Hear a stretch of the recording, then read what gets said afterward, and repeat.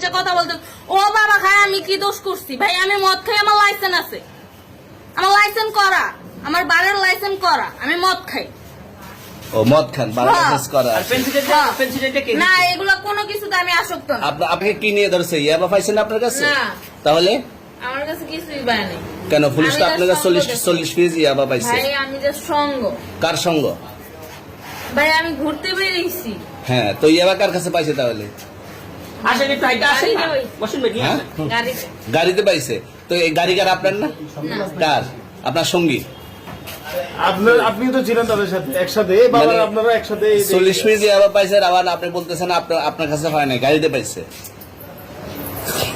আচ্ছা, আপনার নাম কি? একটু সুন্দর করে তাকান, তো সুন্দর উঠবো ছবি। বাড়ি কোথায়? ঢাকা মিরপুর। ঢাকা মিরপুর। বাবার নাম কি?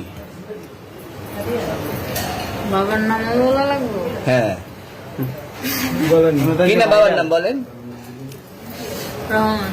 রহমান। মায়ের নাম? আর পারুল। এই ব্যবসা কতদিন করেন? এই আজকের থেকে শুরু। আজকে থেকে শুরু। আর কতদিন চলবে, এরকম কতদিন চলবে না এই এবার ব্যবসা? থেকে তোদের